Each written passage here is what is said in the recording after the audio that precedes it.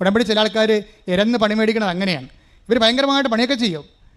രോഗി ഓർഫനേജിൽ പോവുകയോ അല്ലെങ്കിൽ രോഗികളെ പോയി കാണുക, ആശുപത്രിയിൽ പോവുകയോ പൈസ കൊടുക്കുകയോ ചെയ്യും. എന്തിനാണ്? കർത്താവ് ഇങ്ങനെയെങ്കിലും PR കിട്ടണേ എന്ന് പറയുമ്പോൾ ആർക്ക് PR കിട്ടണ കാര്യമാണ് പറയുന്നത്? അവർക്കാണ്.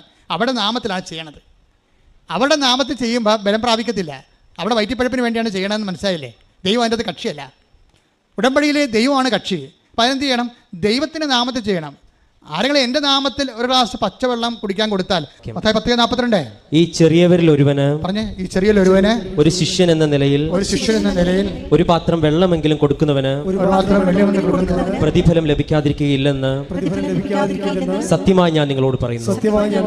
ആരുടെ ശിഷ്യനാണ്? കർത്താവിൻ്റെ ശിഷ്യനാണ് അല്ലേ? അപ്പോൾ ഒരു വ്യക്തിയെ കർത്താവിൻ്റെ ശിഷ്യനായി കണ്ടുകൊണ്ട് കർത്താവിൻ്റെ നാമത്തിലാണ് അവരെ സഹായിക്കുന്നത്. അപ്പോൾ അവിടുത്തെ ആരുടെ നാമത്തിലാണ്? നിങ്ങളുടെ PR-ൻ്റെയോ പെൻഷൻ്റെ നാമത്തിൽ, നിങ്ങളുടെ നാമത്തിലല്ല. ആരുടെ നാമത്തിലാണ്? കർത്താവിൻ്റെ നാമത്തിലാണ്. ഒരു പത്രം കൊടുക്കുമ്പോഴും ഒരു പൊതിച്ചോറ് കൊടുക്കുമ്പോഴും കർത്താവെ നിൻ്റെ നാമത്തിൽ